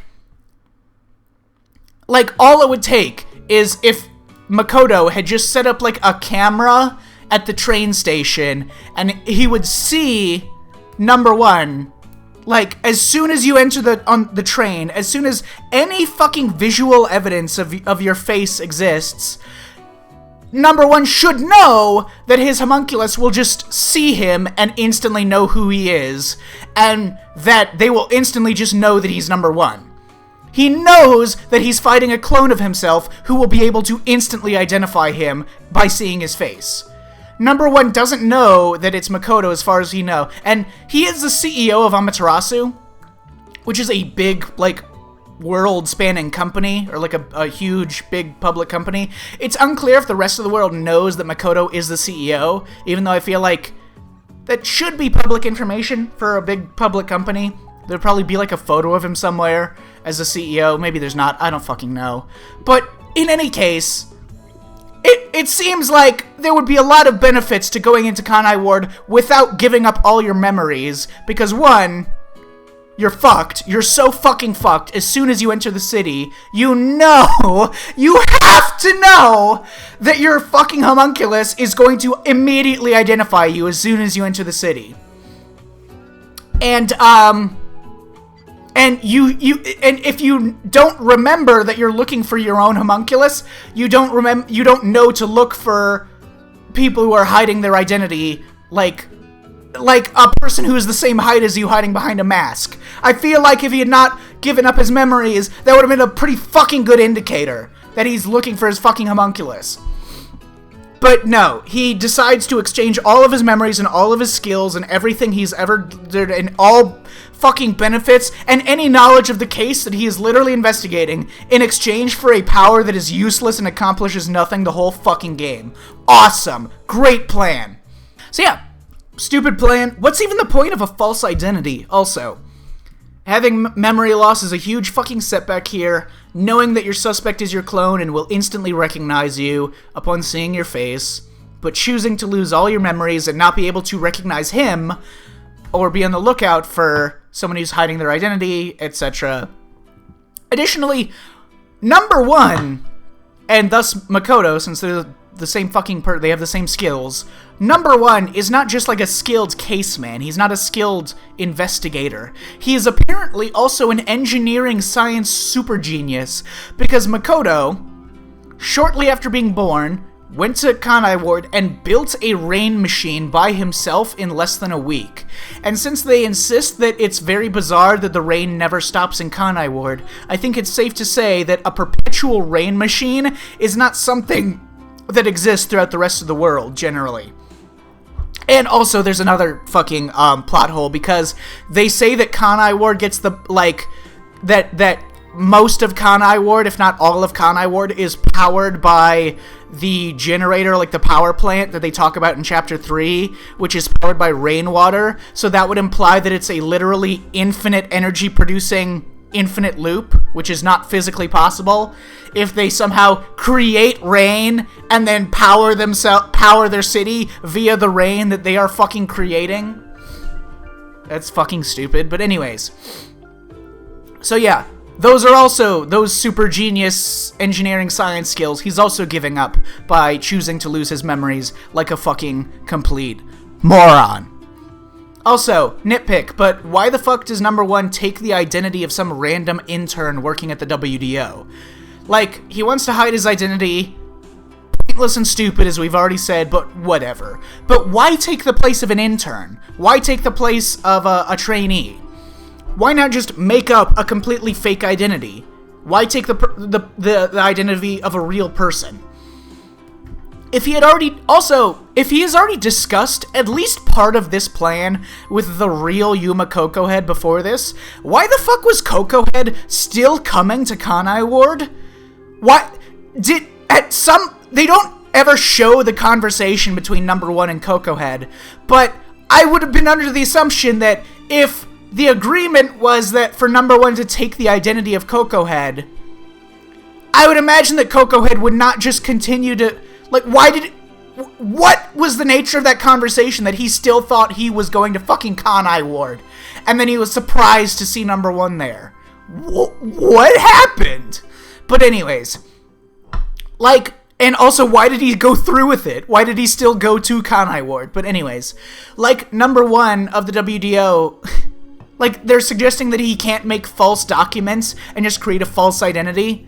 Like, if they just do any background check on Yuma Coco Head, the name Yuma Coco Head, if they just background check him, they would instantly see that the real person Yuma Coco Head looks nothing like this guy. He looks nothing like number 1. So it's not like taking a real person's identity will be any better at fooling a police state. And it's shocking that he was able to get through customs like that. But anyways, the actual reason it's done this way instead of just being a fake name is because in the writer's room for this game, they wanted a running mystery of why some hooded guy is running from you, and they wanted some shitty fucking reveal in the final chapter. They wanted to shove this shallow, meaningless element of mystery onto you, even though it doesn't really make any sense for any character involved. So, pre-Chapter 0, dumb as fuck, and it's just contrived nonsense with no logical through line. The story overall just, like, it just gets ahead of itself, right? It just, like, they have a thing that they want it to do, but then they really just can't fucking figure out how to... Okay, well, I'll talk about my theories for why the plot is this fucking broken on every level near the end of this. So anyways, going into Chapter 0, they kill all the WDO guys, including the real Zilch Alexander, which I have some thoughts about, which also means that the culprit of Chapter 0, the hitman who is impersonating Zilch Alexander, is either...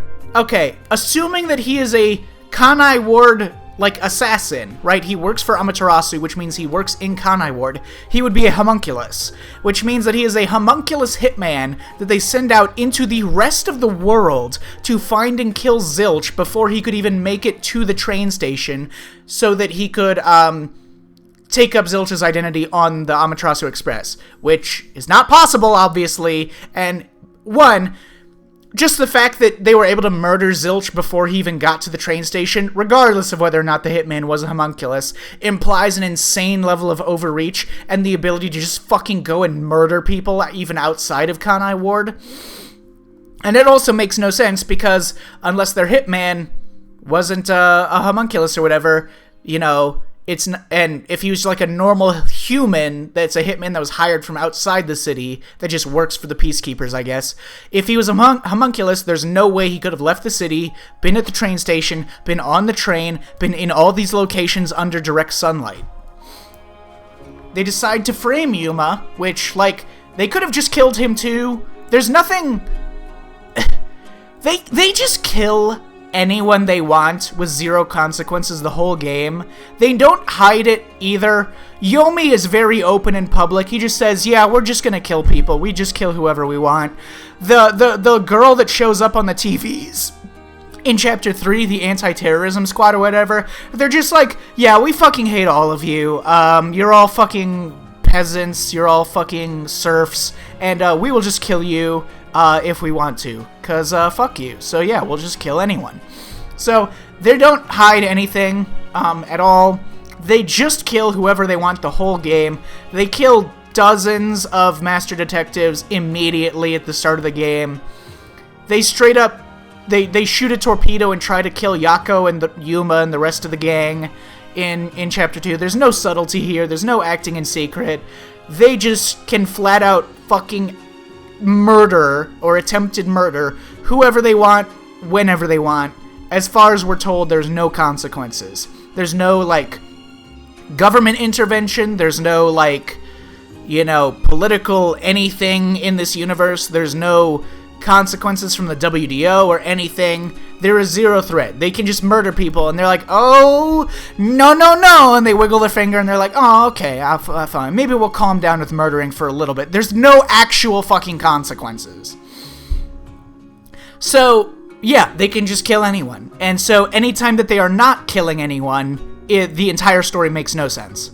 So, yeah, if someone could have done something about this incredibly murderous police state, be it the UG or the WDO by now, clearly they would have done so when or before they started murdering master detectives en masse.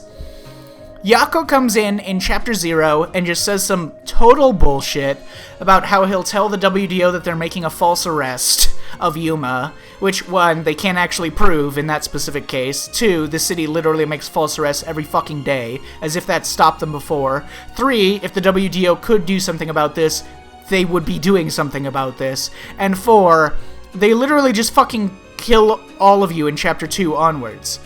They just fucking kill. They don't care. This city clearly doesn't care about someone learning that, oh my god, shocker, they're making false arrests, and they've also killed a lot of people. There's no reason that they don't just murder Yuma and all the other detectives at every single moment of every single day that they're in the city. Like how they murdered dozens of master detectives on their way into the city, and how they try to murder them in Chapter 2, and etc. The story just conveniently ignores the actual power dynamics at play just to magically make a way for the plot to continue. To magically just make this stupid, illogical way for Yuma and the rest of the gang to survive and win, when obviously, based on everything we know about this universe and everything that's fucking physically happened, anytime they should be outright murdering these fucking people.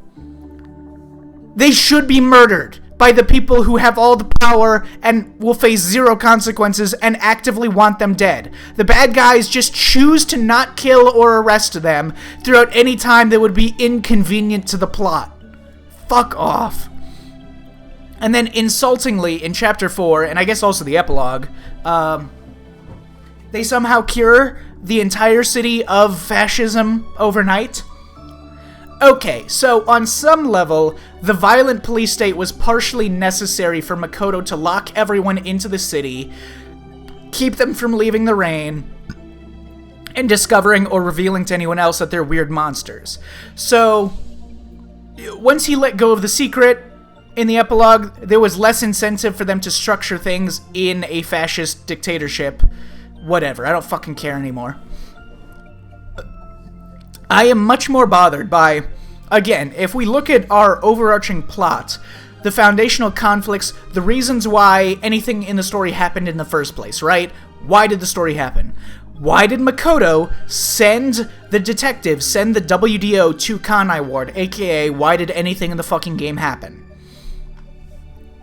His excuse is that he wanted peacekeepers and detectives to clash, so that in some vague, unspecified way, in the clashing, he could find a way to oust Yomi from power.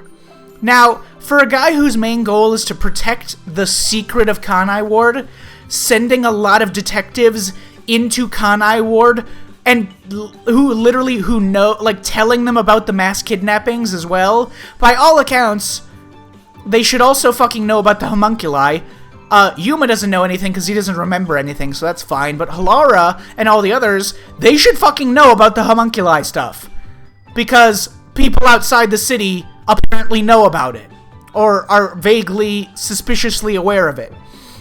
At least rumors. Did no one do even the slightest research of Kanai Ward before coming here? Their literal jobs as detectives? But anyways, yeah. So what actually ends up happening is that in Chapter 4, Makoto invites Yuma to the lab, the secret lab that's literally a lab that's secret, while also helping Yako murder Huesca. In the confusion caused at the lab from the murdering and also the detectiving and whatever, and the weird superpowers, Makoto was able to enter, I guess, Yomi's office or some shit and steal a file. Like, one file that I guess was just, like, sitting in a fucking filing cabinet. And this file could single-handedly prove every illegal thing that he's ever done. So, and this is, we're not given any other explanation than this. We're not given any other justification besides this for how the fuck the detectives being in Kanai Ward benefited Makoto in any way. And then Makoto just suddenly reveals that he has some level of authority within the Peacekeepers, who just immediately start obeying him now, and they arrest Yomi. So this is probably the worst plot contrivance in the entire game, because this is by far the stupidest thing in the plot, and it also is so fundamental that it breaks the whole reason that the game happened in the first place. It breaks the game story at its very core. So Makoto needed, right? He needed WDO detectives to be in Kanai Ward, all so that he could cause a distraction in a lab for a couple minutes so he could steal a file from an office. One, there was no other way to cause a distraction to steal a fucking file from an office. He needed WDO detectives to steal a fucking file. Makoto has so many ways to just oust or murder Yomi if he wanted to. Makoto is a perfect homunculus, and Yomi isn't. Makoto apparently has some immeasurable level of influence in the Peacekeepers. Again, it's impossible to tell how much influence Yomi had versus Makoto, because we're just told at this moment that Makoto has some influence, and then they arrest Yomi. 2. Why the fuck does he need a file proving crimes to oust Yomi? What, as if, like, as if you can't prove that Yomi commits crimes? He is outright bribing. His power, we're told that his power comes from the fact that he's bribing people. He's bribing most of the Peacekeepers. He controls everything. That's how fascist organizations work. Yomi is literally a guy who screams about killing his own subordinates in front of anyone. Any grunt Amaterasu worker. He will fucking do that. What fucking crimes can you prove to pin on Yomi that aren't plainly obvious to literally every person working for him that then immediately ousted him from power? They know that he gives bribes because they're the ones who take his fucking bribes. What is this?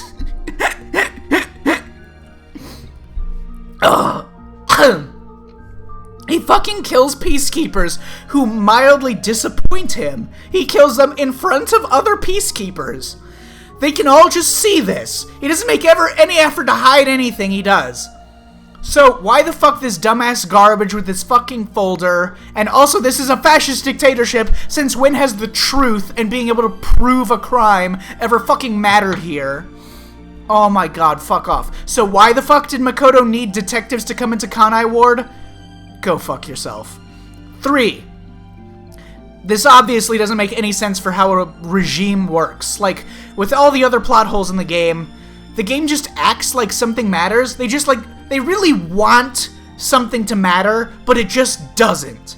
Right? So they act like something matters, like the Mystery Labyrinth. They pretend like the Mystery Labyrinth matters, and it's like this important thing. Like any of this shit that you're doing matters. But then they also have to then write in something to actually be productive, because the thing that they're trying to make seem important can't actually do anything in the narrative.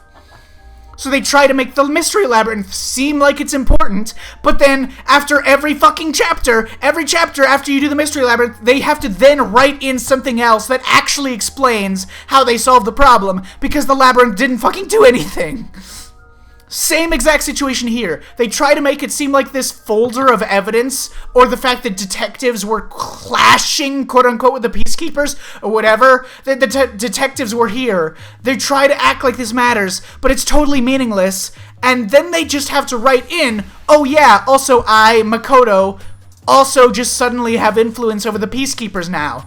I can influence the peacekeepers, and now they listen to me, so that now they will arrest Yomi because I am telling them to. Because that's obviously the only thing that they could actually oust Yomi with. That's the thing that's productive, not any of the shit you're trying to pretend like is important. The only way to oust Yomi is if the corrupt fascist police who obey him just stop obeying him. That's it. So, the whole motive behind the plot of the game happening is total stupid bullshit, worthless trash. Awesome. Fucking great. Also, I forgot to mention it, I think, but the whole conflict mostly started with the fact that Makoto needs to kidnap death row inmates to feed the homunculi, because they need to eat human meat. And this is obviously a pretty significant thing to undertake. I mean, if number 1 is supposed to be a good guy, right? He's a good guy, right? He wants to bring happiness to everyone. I want to solve mysteries and bring happiness to everyone. And Makoto is a copy of number 1, so he should think similarly. You know, he should have some of the same values. He's the same fucking person. It seems stupid that he would basically instantly resort to mass kidnapping and murdering inmates en masse, unless it was the absolute only way, unless he tried anything and just had to do this evil thing. So the fact that the epilogue just says, oh yeah, we can make normal food for homunculi now, they don't have to eat humans anymore, it should feel insulting to everyone who plays this game, right? At least if it was a scientist, right? Like, at least if it was some new scientist with some new discovery or something from outside the city who came up with this new solution that scientists within Kanai Ward were unable to, because all the Kanai Ward scientists are obviously fucking useless morons. It'd be one thing, but it's literally just a cook. It is a ramen cook who just somehow solves the scientific problem of the fact that homunculi need to eat human flesh. And this, solving this problem, solves the entire reason that there was ever a great global mystery in the first place, because if this problem was solved to begin with, he wouldn't have been kidnapping death row inmates. Yeah. Okay.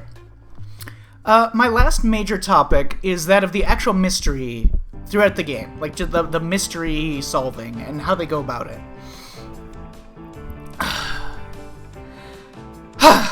Now, obviously if you've played the game, you should know that none of the detectives ever solve a single goddamn thing in any way, and the only reason that they learn fucking anything about anything is because Makoto just explains the whole plot in Chapter 5 of his own volition. Oh my god, I forgot about I remember this fucking moment in Chapter 5 that made me so goddamn angry, where after Makoto has just kidnapped Yuma, who was not directly suspicious of Makoto at all, Makoto just kidnaps Yuma, and then leaves all this trail of evidence and tells him everything, and then reveals himself and then tells him everything, and then Yuma fucking has the audacity to say, I've cornered you, I've figured you out. Oh my god, I wanted to pop his little fucking twerp head. What a fucking useless asshole. But anyways, right. So Yuma and the rest of the detectives never did anything to actually uncover any of the secrets of Kanai Ward. Everything they learned before Chapter 5 was something they probably should have known before entering the city, based on how we understand it by the ending. We are told that the world is curious about Kanai Ward's homunculi, so they should have known that to begin with, and the WDO just tells them in Chapter 4 about the mass kidnapping case. Which, like, wow. Way to just sit on that fucking information for no goddamn reason. Now, the fact that they do nothing throughout most of the game to solve the mystery of Kanai Ward, and they only get told about it all in Chapter 5, is deeply shitty and unsatisfying and makes for a garbage detective mystery story. But that's not strictly a plot hole, it's just bad. Like, in a different kind of bad. The thing that's a contrivance is all of the ways in which they should have learned more about this mystery or been able to investigate this mystery before this point, but they just didn't. So, they went into Kanai Ward with literally no idea what they were supposed to be investigating. Just an ultimate secret, whatever the fuck that means. Now, this is the WDO's fault for just giving them the most vague, meaningless task of all time and not telling them anything, which may have been under the orders of Makoto to specifically not tell them anything. I don't fucking know. But then they just do tell them about the mass kidnapping case in Chapter 4, so fuck me. Yeah, thanks WDO, you fucking useless pricks. So obviously they're completely unproductive and they're just wandering around in the dark with no direction and no goal or anything, because they're just investigating a quote-unquote ultimate secret. Whatever the fuck that means. Awesome. But if they're investigating the shady shit that Amaterasu is up to, and, you know, any big secret probably has to do with the police state and stuff and whatever, and things that are mysterious about Kanai Ward, like the infinite rain, like the pink blood, whatever, and they tell people constantly that they are seeking information about the secrets of Kanai Ward and that they are outsiders who don't necessarily know that much because of the information lockdown, then there's some shit that any single person in the city could have told them at any point in time that it is fucking insane for them to not have ever mentioned to these detectives, or the detectives to not have questioned people in such a way to uncover this information. No one. Not Yako, who's lived here his whole life, not Kurumi. No one told them about the blank week. No one told them that all of this weird, mysterious shit basically started at the same time. This mystery wasn't locked behind them having to uncover anything. There's not like a mystery that was like trapped behind ne'er-dwellers and secret keepers. It was just trapped because the people who knew all of this obvious shit just neglected to mention it at any point throughout the game. They even fucking... Ugh. The worst. Right. So, as we come to an end to our lovely plot hole filled adventure today. Oh, also, one last little fuck you. In Chapter 5, Makoto is in the labyrinth because of the Coalescence link that allows him to join Yuma, because for some reason, again, also another weird plot thing, why the Book of Death is mechanically tied to Coalescence, which is just Yuma's detective ability. It has nothing to do with the actual Book of Death. It is just his own personal ability. So why they're linked, I don't know, but whatever, I guess. That's how it works, I guess. Anyway, so Makoto uses the Coalescence, whatever, goes in. Yuma has a heart-to-heart with Makoto, convinces him to do things differently, whatever. Then Makoto ends the Coalescence, leaves the labyrinth. Now, anyone who is not Yuma, who joins in the labyrinth due to Coalescence, one, they shouldn't remember anything about the case, because a mystery labyrinth is a representation of, the mystery labyrinth is like stopping you from getting to the secret from the mystery.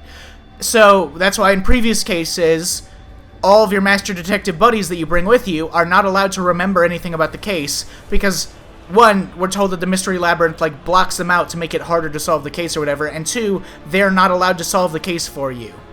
So Makoto should not fucking be able to explain. If he comes into the mystery labyrinth via Coalescence, the labyrinth should not allow him to just explain to Yuma what is happening. And two, most importantly, he will forget the labyrinth once he leaves it. Makoto should not fucking remember the labyrinth and having the heart-to-heart with Yuma and having his mind changed. He should not remember anything because no one who joins via coalescence is allowed to remember upon leaving the labyrinth. Fuckwads. But anyways, as we're wrapping up, I wanted to pose a little theory of mine. I don't want to attribute too much to anything because I don't know the behind the scenes of anything. I like the mainline Danganronpa games. There's parts I dislike, there's some weaknesses, but overall I like the games a whole lot. I think every mainline DR game is much better written than this. And not just in a plot cohesion way, just all around. They're so much better in so many different ways. Maybe everything that I think is clever about Danganronpa is accidental. Or maybe there's some 9th level brilliance to this game that I'm not fucking seeing. Although I really strongly doubt it. I can't attribute everything to Kodaka or his team or anything, or act like all games are a reflection of some static measurement of talent from an individual. I don't know why DR was good and why this sucks. But I do have a loose theory. I think that Kodaka has a first draft problem. Kodaka, or maybe his team as a whole, or whatever, I don't know. What I do know is that Ultra Despair Girls and this are both not very good. And they both have a shitload of plot problems. And they both have insane levels of, like, the whole plot's conception being stupid and broken. And, lots of plot nonsense, lots of plot holes, lots of just complete contrivance, lots of complete illogic, and the world doesn't fucking work that way, and it's just nonsense. Like, so many plot problems in both games. Maybe it's because of the type of story that Kodaka's trying to tell. Like, he can write in a death game environment because the setting and the actual circumstances are quite different than, you know, this and UDG, so where every character is forced to participate and do certain things, and there's certain patterns that they can't break, etc. And the timetable and the pacing is very different because it's mostly just characters hanging out and waiting for the bad thing to happen instead of having more goal-oriented stories like this or UDG, where the characters should be doing something more productive, but they just aren't. But I think a major factor of this is the planning. It is widely known that all of the mainline Danganronpa games went through a lot of developmental changes. DR1 was straight up just going to be a totally different game entirely. Distrust, with totally different mechanics, totally different plot structure, open route-based storytelling, choice-based storytelling. Things were constantly changing, and they kept changing their minds and shit all the way through. Same with DR2, a shorter development cycle with a ton of constant, super late changes to the script. V3, very, very common. Everyone knows that Monokuma was not even going to be in Danganronpa V3 until very late in development cycle. They rewrote the game to put Monokuma in at the last minute. I think this is because of the nature of the medium itself. The mainline DR games are just visual novels, right? For the most part. They have gameplay, but like whatever. The mainline DR games are just character sprites on some backgrounds, mostly 2D art, character sprites that can be used in an infinite myriad of situations because they just express general fucking emotions, and a couple backgrounds for locations, and a couple CGs, maybe, in the game. It's relatively easy to just change the story of that kind of game through production, because you just have to change the script and then just apply your pre-made sprites and stuff to the new script changes. However, full-blown 3D games like Ultra Despair Girls and Raincode, the development process nowhere near as flexible. They have to have super structured planning from the outset, so that they can set their developmental milestones and stuff. Changing your mind halfway through the development of this kind of game would be nightmarish for the team and the deadlines. So I think that Kodaka and his team, they write a first draft, and then they start working on that, and then throughout making the mainline DR games, they were able to constantly change their mind and edit the stuff that didn't work, and constantly rework it into being better, like any fucking writer will write a first draft and then edit it until it's in a less fucking awful state. In UDG and Raincode, they just stuck with their first draft, without, and they just had the first draft, didn't edit it and make it good before starting on the game, and then didn't have the freedom to go back and fix those things in post while making the game. The myriad completely broken plot holes and the complete lack of any fucking plot anything of any connective tissue of this making any sense at all, and the shitty ham-fisted theming, and the bad, weak emotional appeals, and the unconfident dialogue, and all these problems speak to signs of a first draft that was not edited into being workable. But that's just a theory. Fuck you guys. Die. Have a nice day. Get the fuck out of my face.